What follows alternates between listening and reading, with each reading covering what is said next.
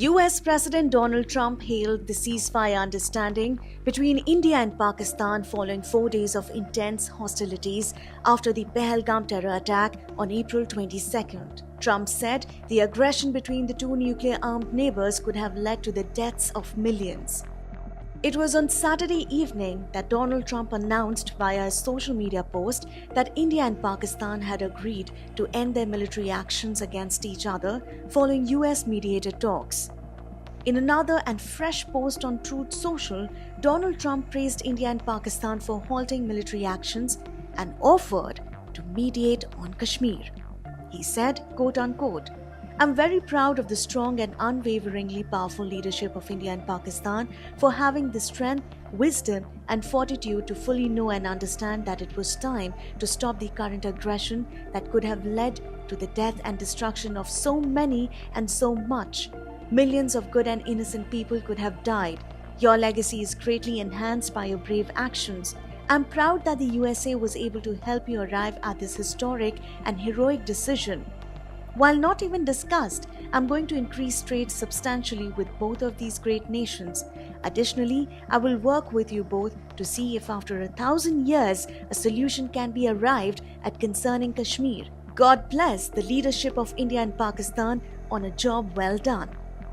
US State Department spokesperson Tammy Bruce spoke after India and Pakistan agreed to a ceasefire with immediate effect, which she described as the result of a beautiful partnership following intensive US mediation efforts. No, what it is, it was a beautiful partnership. This was the result of the Vice President, J.D. Vance, of course, this entire government moving through the vision and implementing the insight and vision of President Trump, along with, of course, my guy, Secretary of State Marco Rubio. It's been a long 48 hours, but this is the point of what we do. Multiple phone calls, as the Secretary's noted on his own X account, multiple phone calls at multiple levels with each government were had, certainly with the prime ministers, over this period of time, back and forth conversations, and both, again, J.D. Vance, our Vice President, and the Secretary of State, clearly making a difference for what clearly is a generational issue between Pakistan and India. So the beautiful thing is that there is a ceasefire that now exists, and we look forward to hopefully managing more conversations and having this endure. President Trump brings new ideas. He brings this notion that, you know, we've got to think differently, but then he delivers in that regard with a team that he's put together that can speak to all the people around the world about what needs to happen now, that the status quo is unacceptable. And clearly the issues that between India and Pakistan, we know, again, have been generational. And this is exactly the kind of a situation where President Trump's vision and Marco Rubio and J.D. Vance can make a difference for everyone there, but around the world, that people can realize it doesn't have to be this way. India and Pakistan had reached an understanding on May 10th to stop all firings and military actions on land, air and sea with immediate effect. But just hours later, Pakistan breached that understanding. For the last few hours, there have been repeated violations of the understanding arrived at earlier this evening between the Directors General of Military Operations of India and Pakistan. This is a breach of the understanding arrived at earlier today. The armed forces are giving an adequate and appropriate response to these violations, and we take very, very serious notice of these violations.